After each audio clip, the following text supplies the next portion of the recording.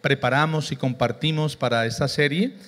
El primero de ellos, primer domingo de febrero, recordar es vivir, el valor de nuestra historia. El segundo mensaje, recordar es prevenir, el grave error de olvidar la historia. El tercer mensaje, recordar es afirmar los propósitos de la historia.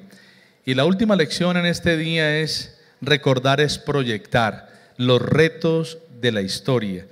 Tenemos que pedir al Señor que nos ayude a salir de un ejercicio como este, apropiándonos de lo que ha sido el propósito de estas enseñanzas, de esos regalitos pequeños, de esas imagencitas, de todas estas cosas que lo que buscan es incentivar nuestra memoria, llevarnos al pasado para que nos ubiquemos mejor en nuestro presente y nos proyectemos mejor hacia el futuro.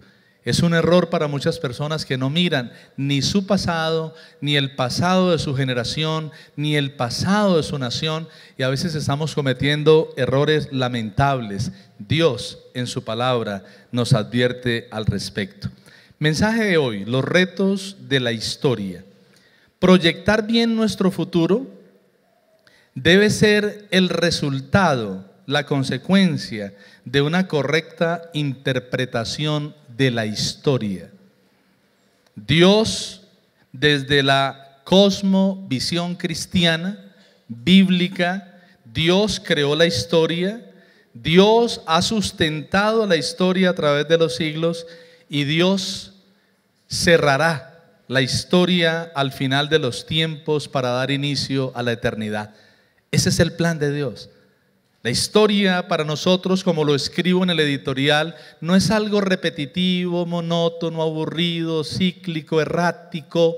La historia para nosotros es algo lineal, hermoso. Tuvo un punto de creación, tuvo un punto de redención, tuvo un punto de conformación de un pueblo para darle una misión aquí en la tierra. Y la historia desde el punto de vista de Dios tiene un punto de consumación para el cual nos estamos preparando. Quiero invitarlos a leer, por favor, en el Nuevo Testamento, al final del Nuevo Testamento, la carta segunda del apóstol Pedro, capítulo 3. Y vamos a leer, por favor,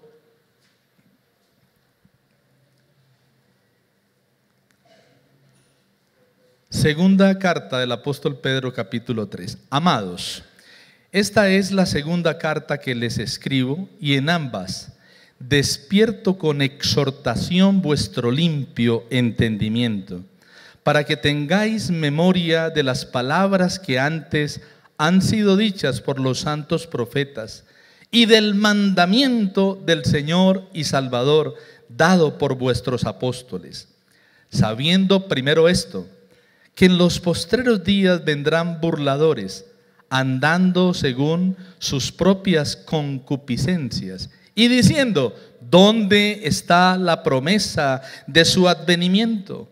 Porque desde el día en que los padres durmieron, todas las cosas permanecen así, como desde el principio de la creación.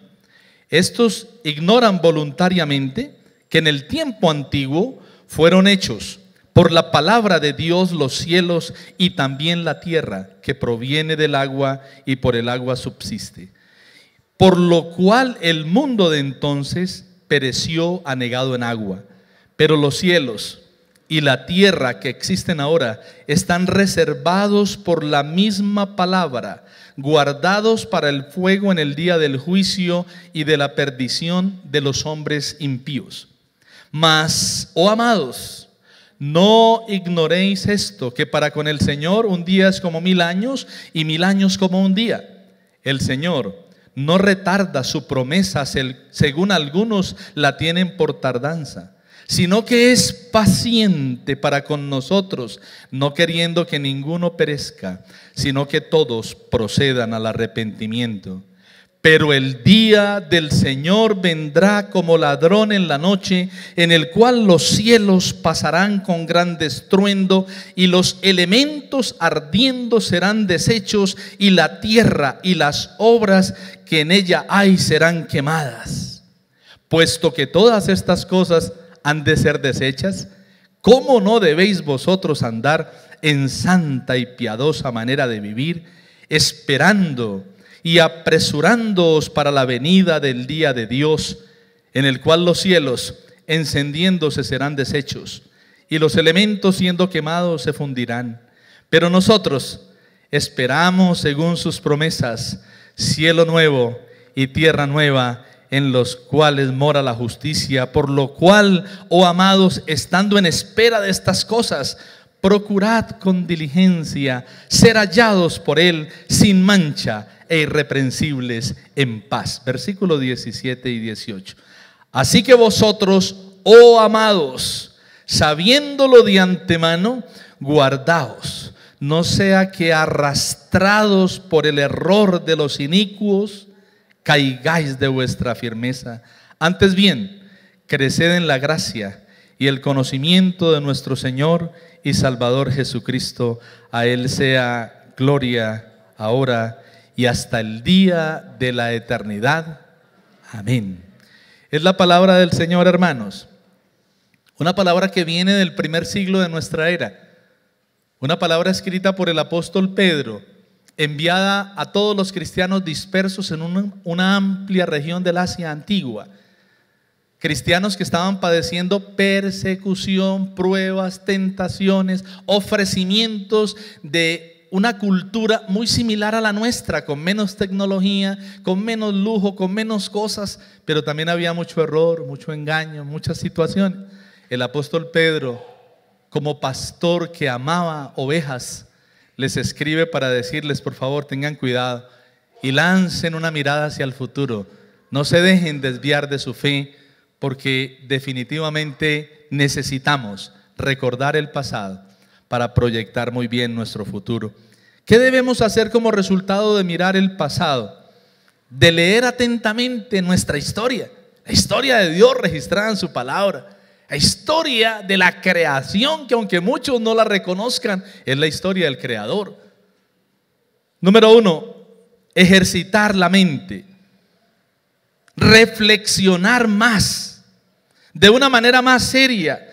Dice el escritor sagrado: amados, qué ternura con la que se dirige a sus oyentes.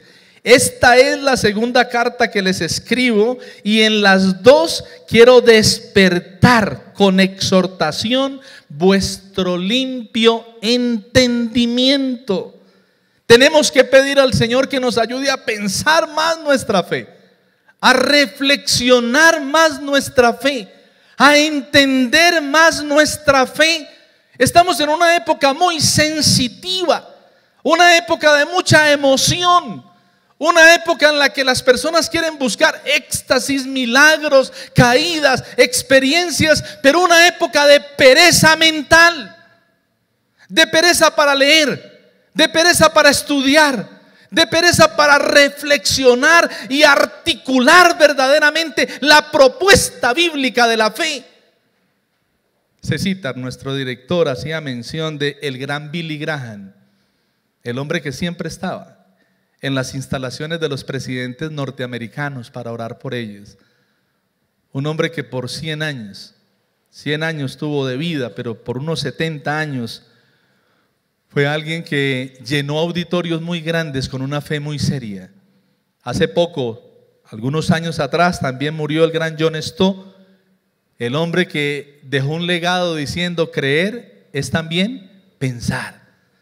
Tenemos que pedir al Señor que nos ayude a reafirmar más aquello en lo que creemos. Y miren el versículo 2, para que tengan memoria. Hemos estado haciendo memoria, hemos estado mirando al pasado, y Él le escribe a estos cristianos dispersos y les dice: mire, les escribo para despertar con exhortación su limpio entendimiento, para que tengan memoria de las palabras, para que tengan memoria de lo que dijeron los profetas antiguos, para que tengan memoria del mandamiento expresado por el Señor, por el Salvador Jesucristo, de la palabra dada por los apóstoles.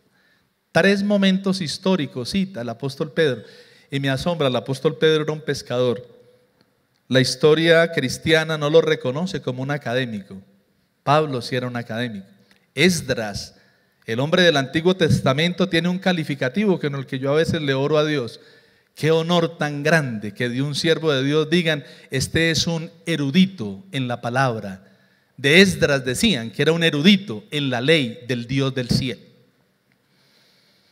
Pero hay 3 momentos que cita. El primer momento es la invitación a recordar y a no olvidar esos momentos históricos, las palabras de los profetas.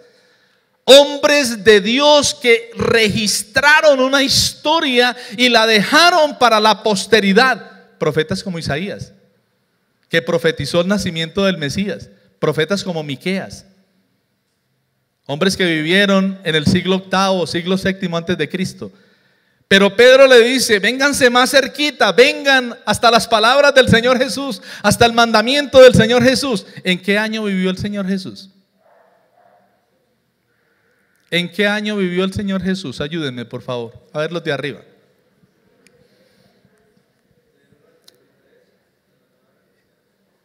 A los 30 años empezó su ministerio. A los 30 años se subió a un monte y comenzó a predicar, a enseñar de una manera más sencilla y menos formal de lo que lo estamos haciendo acá.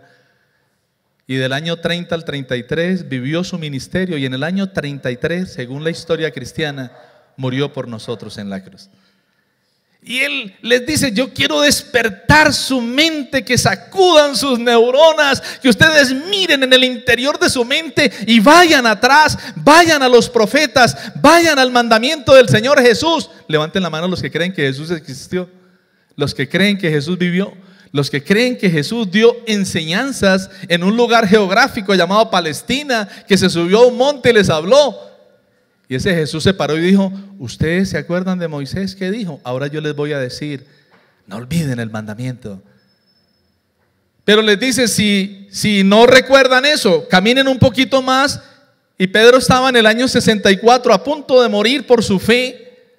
Y les dice: recuerden las enseñanzas de los apóstoles. Tenemos que pedir al Señor que, mirando la historia pasada como reto de esa historia, nos ayude a ejercitar la mente. Pregunto: ¿ha crecido su conocimiento de Dios en los últimos años? ¿Ha crecido su conocimiento de Dios? ¿Ha leído la palabra de Dios de una manera más seria, más profunda? ¿Ha leído un libro nuevo acerca de la fe que lo ayuda a avanzar y a crecer? Hágase el examen hoy. ¿Cuántos versículos se ha aprendido en los últimos 2 años? Y no solo para repetirlos como muchos, millones de personas repiten una oración hermosa llamada el Padre Nuestro. Pero ¿cuántos de verdad viven enmarcados de acuerdo a ejercitar la mente para decir qué significa decir santificado sea tu nombre? ¿Qué significa decir venga a nosotros tu reino? ¿Qué significa decir hágase tu voluntad?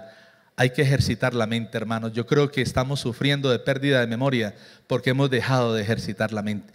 Ya no nos aprendemos una dirección, ni un teléfono, ni nada, porque a través de estos aparaticos ya todo lo tenemos allí. Y si no, pregúntele a la persona que tiene al lado. Pregúntele, por favor, ¿cuántos teléfonos se sabe de la familia? Pregúntele, ¿cuántos teléfonos sabe de la familia?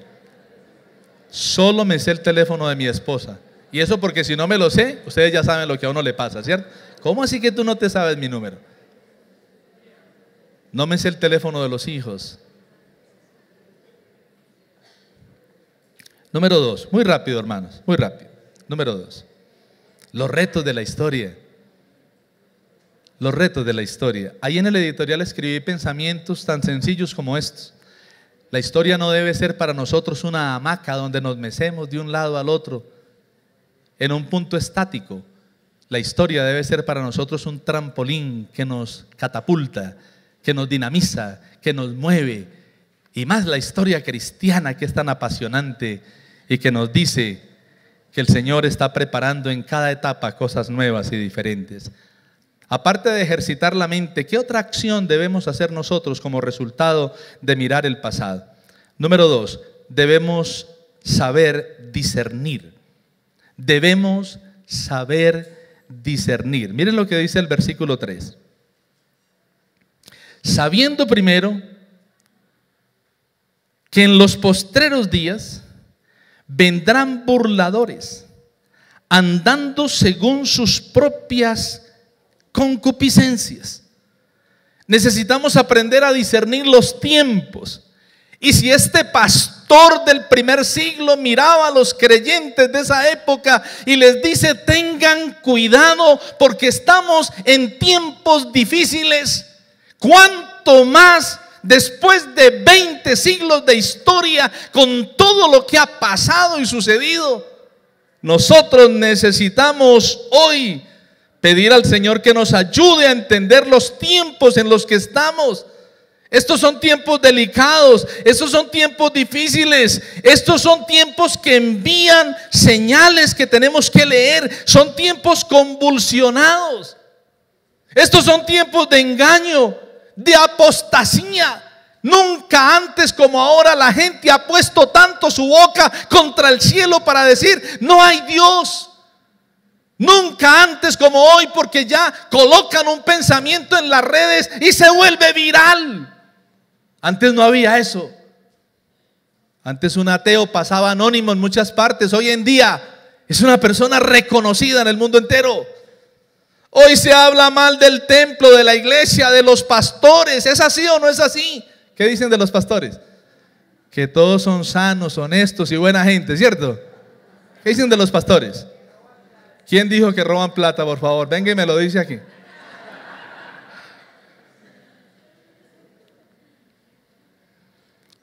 Es una época tremenda. Tenemos que saber discernir las personas, porque dice este hombre, no solamente en los postreros tiempos, sino que también dice: van a venir burladores andando desordenadamente. Se están levantando personas con unas vidas atroces, avaros, disolutos, mentirosos, y llenan auditorios y los siguen. Y la gente deja la sana doctrina y la verdad por seguir engañadores, por seguir burladores, personas con estilos de vida muy dudosos, y sin embargo la gente los sigue y se les postran y les rinden una pleitesía casi idolátrica. Hay que saber discernir los mensajes. Esta es una época donde los medios ofrecen información sin filtro, información sin límites. Si a los antiguos les llamaron la atención en cuanto a esto, para nosotros es mucho más sentido el llamado. Hoy en día todo lo tenemos al alcance de un clic. Usted puede visitar el mundo, las bibliotecas del mundo, el conocimiento del mundo de una manera ilimitada. Es una cosa asombrosa, pero también es una cosa peligrosa. Es una época donde se pueden conocer personajes de todas las culturas, con toda clase de mensajes. Nosotros tenemos que rogar al Señor por discernimiento. Señor, ayúdame a tener discernimiento a quien escucho. Hay personas que están escuchando en los canales cristianos tantos mensajes. Hay personas que están escuchando tantos noticieros de tantas fuentes nacionales e internacionales. Hay personas que están más desorientadas que orientadas por el cúmulo de información que están recibiendo. Si usted ejercita su mente, piensa más y mejor, usted también puede ejercitar un discernimiento especial para saber quién es el bueno y quién es el malo. Hoy en día como que no se distingue quién es el bueno y quién es el malo. ¿Quién tiene la verdad y quién dice la mentira? ¿Quién vive como le agrada a Dios y quién está lejos del ideal de Dios y de la demanda de Dios? Hay que pedir discernimiento de espíritus. Hay que pedirle al Señor del cielo que nos dé discernimiento de los tiempos. ¿En qué tiempo estamos, Señor? ¿Y qué me toca hacer? Hay que pedirle a Dios que nos dé discernimiento para que cuando miremos a alguien, con solo ver sus ojos, podamos leerle el alma y podamos decir: esta persona no es buena, sus intenciones no son buenas. Hay que pedirle al Señor discernimiento de ambientes, que uno entre a un ambiente y con solo respirar uno diga: este ambiente es viciado, nocivo, este ambiente no es bueno. Número 3.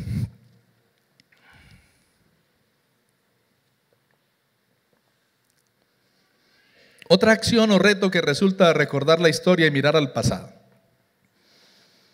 Más allá de ejercitar la mente, yo le estoy rogando al Señor que nos ayude a tener una iglesia que sabe de dónde viene, que puede establecer una línea histórica que dice primer siglo, siglo XVI, siglo XVIII, siglo XX. Unos punticos sencillos. Déjenme abrirles el corazón, hermanos. Me he sentado con personas que han estado en una, en dos, en tres, en cuatro y en 5 iglesias en un periodo de unos 15 o 20 años. Personas que no encuentran a la iglesia perfecta y nunca la van a encontrar. Y cuando uno les pregunta, dime cuál es tu cosmovisión en 4 o 5 puntos. ¿Cómo ves la vida? ¿Cómo ves a Dios? ¿Cómo ves la historia?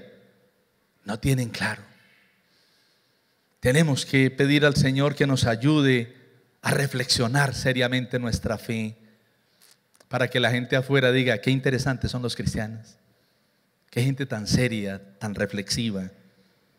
Porque nos juzgan como simples emocionalistas. Aleluyas, gloria a Dios. Tenemos que pedir al Señor que nos dé ese discernimiento sano, que también se puede llamar buen juicio. Tener un buen juicio, un buen discernimiento. Y hermanos, préstele atención a esto. Otra acción que se deriva de hacerle una lectura seria a la historia es que debemos afirmar nuestra fe. Afirmar la fe en quien creemos, afirmar la fe en lo que creemos, afirmar la fe en lo que esperamos, afirmar la fe en Dios, en su palabra, en sus promesas, en sus hechos pasados, presentes y los que ha dicho que hará. Están atacando continuamente nuestra fe, la bombardean. Eso fue lo que Pedro dijo: se van a levantar burladores, se van a levantar contradictores, se van a levantar engañadores, van a traerles enseñanzas diversas, llamativas. Miren las vidas de esas personas, no escuchen solamente un mensaje, pesen las vidas de las personas. Por eso nunca me imagino siendo un pastor virtual. Los pastores tienen que ser reales y con ellos hay que tener contacto. Hay que saber cómo viven, con quién viven, a dónde van, qué hacen más allá de estar frente a una cámara, detrás de un púlpito y dentro de un templo. Hay que afirmar la fe. Hay que pedirle al Señor que nos ayude.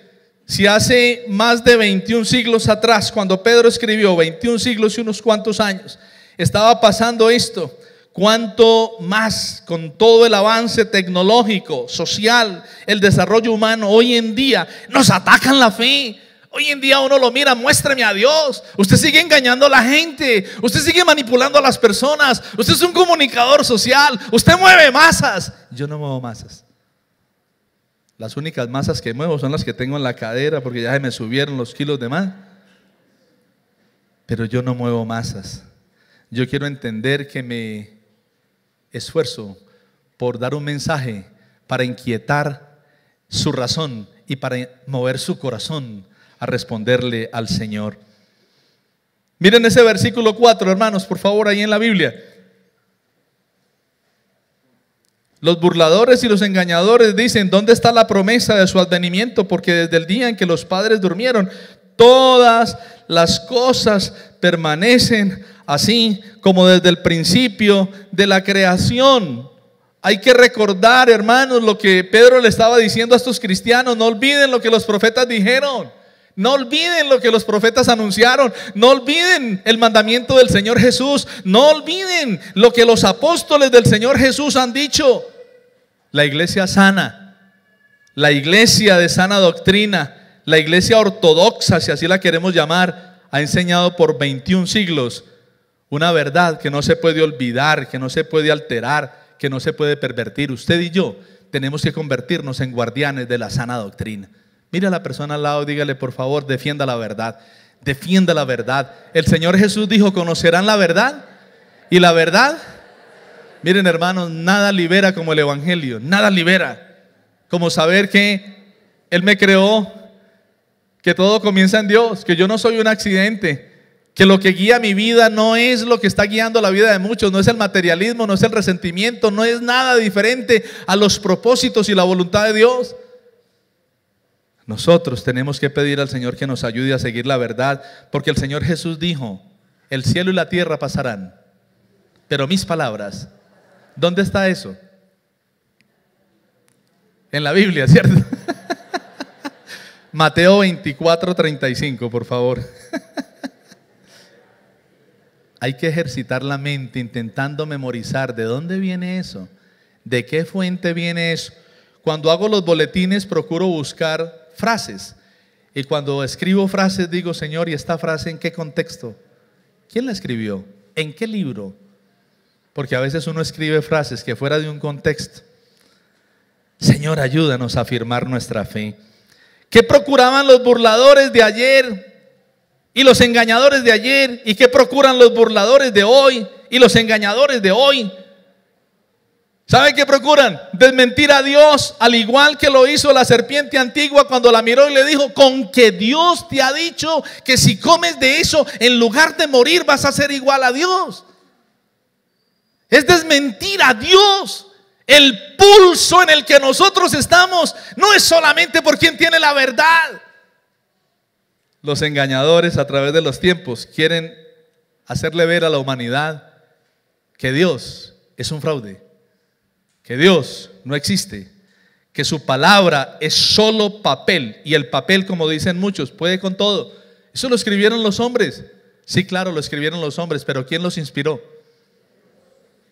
Ese es un libro divino y humano. Dios es el autor, y a través de su inspiración, de su revelación dinámica, guió a los varones de Dios para que lo escribieran. Pero hay una pregunta tremenda, tremenda. ¿Dónde está la promesa? Quieren desmentir las promesas de Dios. Nosotros, hermanos, nosotros no vivimos por lo que vemos, nosotros vivimos por lo que creemos. Nosotros estamos caminando como Abraham, rumbo a una tierra prometida. Nosotros nos sostenemos como Moisés, como viendo al que no se ve, como viendo al invisible. Por eso la propuesta de Dios se llama fe. Y sin fe es imposible agradar a Dios. Pero la fe que no se ve se va materializando de unas formas tan especiales. Se va volviendo concreta cuando uno siente la manera en que Dios se le presenta, le habla, lo guía. El pueblo de Israel lo vio palpable, vio caer el pan, vio caer la carne, vio brotar el agua, y sin embargo no creyó. La propuesta para nosotros se llama fe, y tenemos que pedir al Señor que nos ayude. ¿Dónde está la promesa? Cristo dijo que iba a venir y no ha vuelto. Cristo dijo que iba a instaurar un reino mesiánico y no lo ha hecho. Todo sigue igual desde que nuestros padres murieron. Entonces, dicen los burladores, los engañadores, los contradictores de la fe, eso quiere decir que vida no hay sino una. ¿Y qué tenemos que hacer en ella?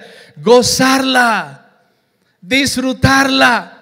Entonces no hay tal como que Cristo viene por segunda vez a juzgar a los vivos y a los muertos. No hay tal como que existe un cielo y un infierno. No hay recompensas futuras ni castigos futuros. No hay nada de eso.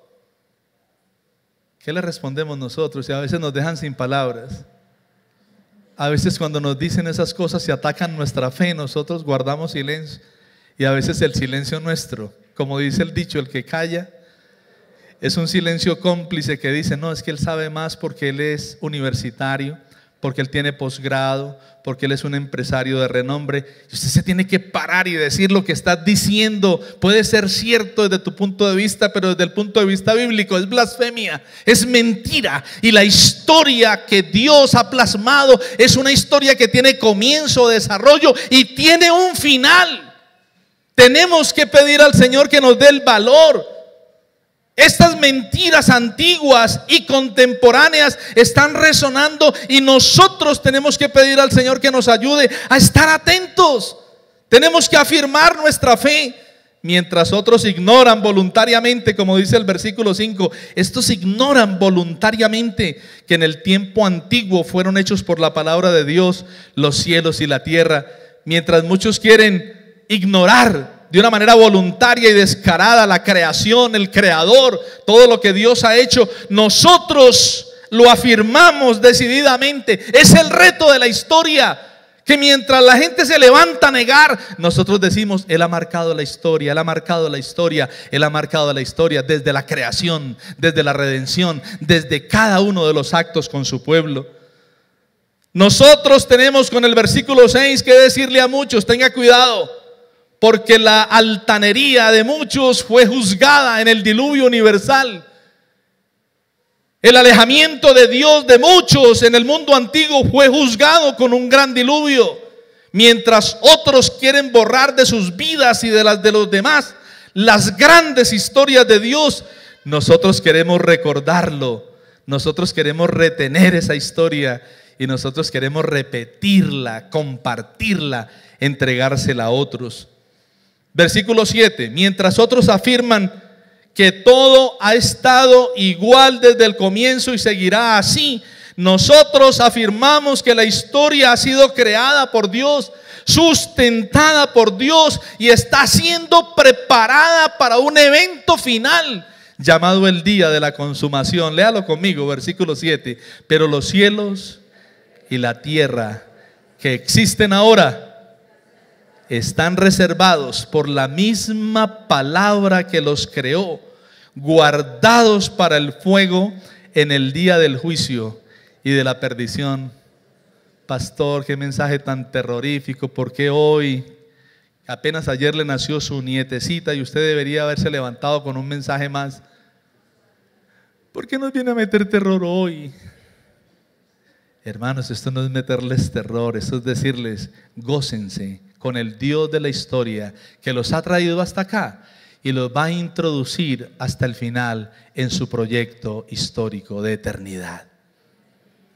Amo al Señor por lo que Él es, porque no nos engaña, porque nos dice que en el mundo vamos a tener aflicción, pero también nos dice que los sufrimientos de esta tierra no se comparan con la gloria venidera que en nosotros ha de manifestarse. Por favor, dígale al hermano al lado: lo que le espera es lo mejor, lo que viene es lo mejor.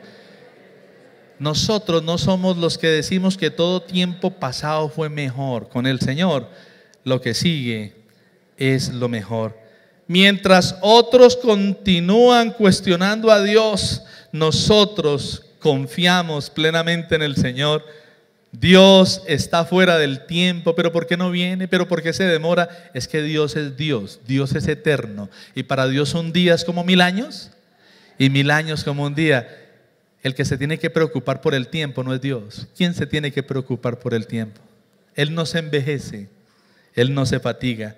Dios es paciente, no un fracasado. Esta gente decía: su Jesús fracasó, su Mesías no va a volver. Su utopía de un proyecto como la instauración de un reino mesiánico fracasó. Dios no es un fracasado. Dios tiene todo sabiamente calculado.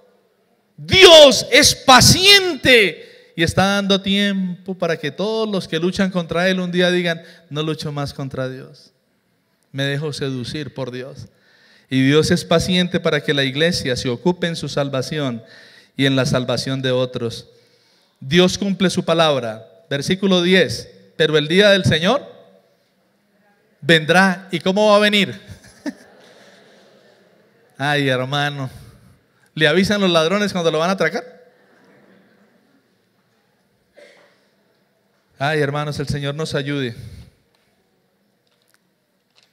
Se perdió la hoja final. Terminemos aquí. Cerremos, hermanos.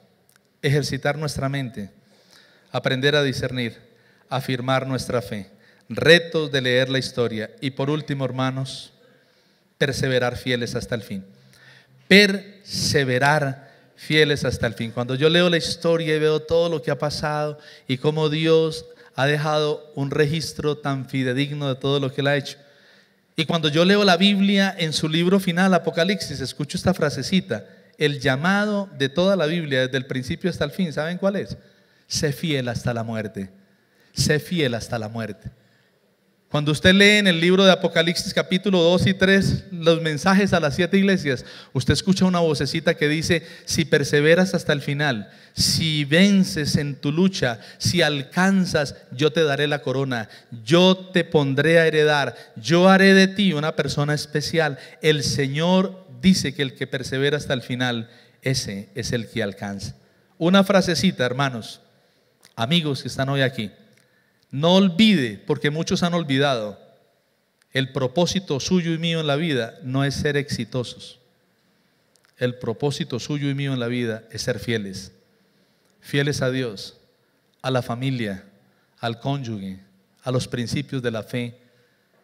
La humanidad hoy está sucumbiendo ante quiero ser un famoso, quiero ser un poderoso, quiero ser un exitoso. Pero las vidas de muchos exitosos es una vida fracasada.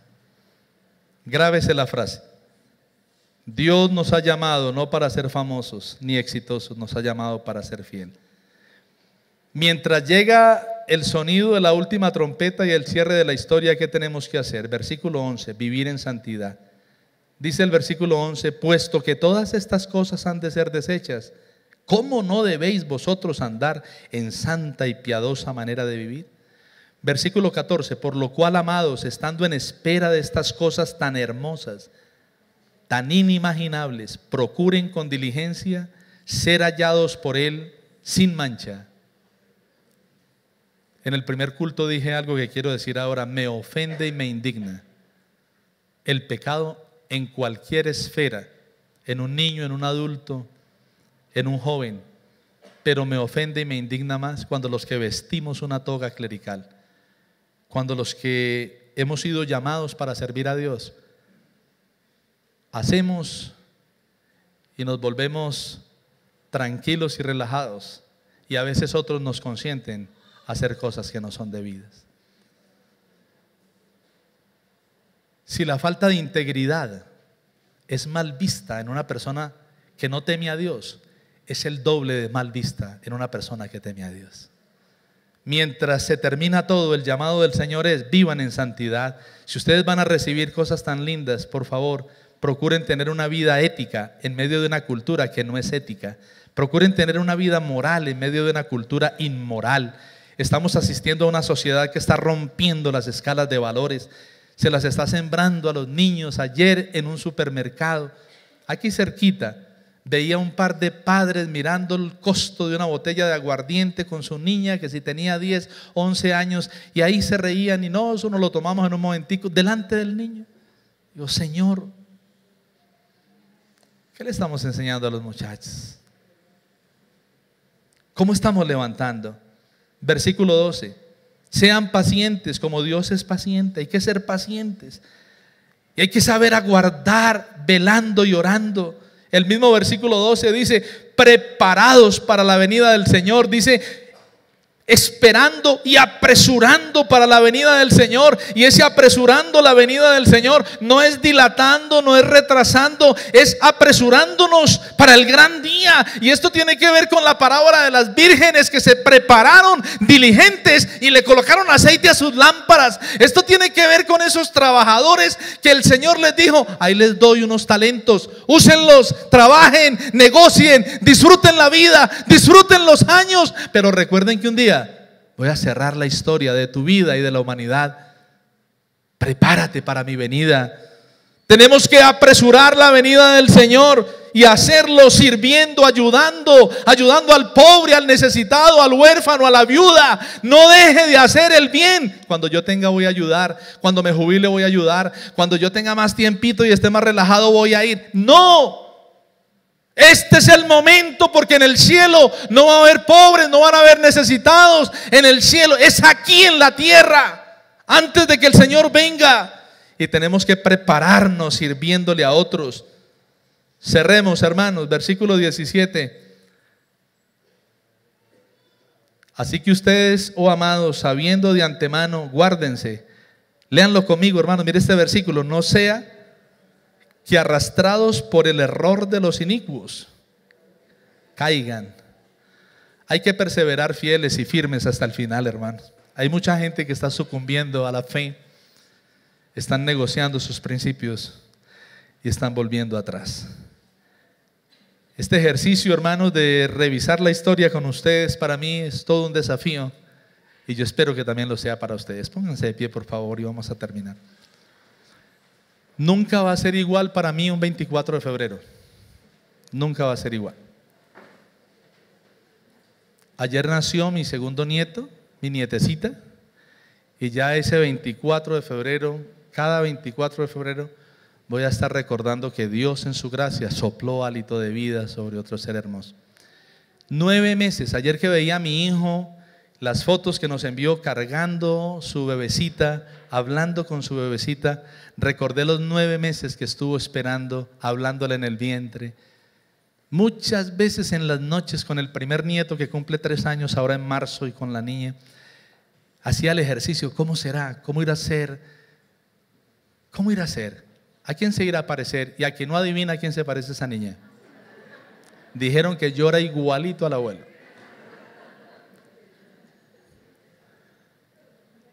Uno como abuelo, como papá, uno es pensando, Señor, ¿cómo irá a ser? Pero ¿sabe qué es lo que le importa cuando nace el niño? Ñatico, narizón, con bamboncito, como sea, lo importante es que salga completico. Así nazca mueco, pero lo importante es que uno dice, lo importante es que... Escuchen por qué la analogía de lo que les estoy contando. Porque nuestro Padre ha venido concibiendo cosas tan hermosas. Nuestro Padre Celestial ha venido dando a luz tantas cosas lindas y nosotros no las percibimos. Y está por dar a luz cosas tan hermosas y tan grandes. Y Él quiere que nosotros, como la metáfora del padre y la madre y los abuelos, esperando el crecimiento del vientre y el nacimiento, Él espera que nosotros estemos así, expectantes, viendo cómo crecen las cosas, cómo cambian las cosas, hasta cuando se dé el nacimiento del cielo nuevo, la tierra nueva y la eternidad. Incline su rostro. Señor, muchas gracias. Muchas gracias por hacernos parte de tu historia. Gracias porque en el momento que soplaste hálito de vida sobre nosotros, fuimos seres vivos y comenzamos a vivir una historia. Y esa historia, Señor, la hemos vivido porque a ti te ha placido. Ayúdanos, Señor, a reconocer que tú eres el Dios de la historia, el creador, el sustentador, y que eres el que va a consumar la historia. No son poderes militares, ni políticos, ni económicos los que tienen los designios de la humanidad en sus manos. Eres tú, Señor. Hoy queremos unidos agradecerte y queremos rogar que mientras todo termina nos ayudes a vivir una vida limpia. Si usted está aquí hoy y está viviendo una vida desordenada, escuche la voz del Señor diciendo: hijito, si te espera algo tan sublime y tan especial, ordena tu vida. Tenemos un Padre Celestial que dice: baste ya el tiempo pasado para haber vivido en disipaciones, en disoluciones. Endereza tu vida y muestra que eres un hijo del Padre Celestial que es santo. Señor, reconocemos que esperar no es una virtud humana, y bien dice el canto que el que espera desespera. Pero nosotros te pedimos que en imitación tuya, que eres paciente, eres lento para la ira y eres grande en misericordia, nosotros seamos pacientes esperando el cumplimiento de cada promesa. Señor, muchas gracias por decirnos: apresúrense, apresuren mi venida. Y apresuramos tu venida, Señor, cuando hacemos las cosas que a ti te agradan. Cuando nos preparamos diligentes y tú ves, hay un grupito que se está preparando, voy a honrar esa fe y esa disposición.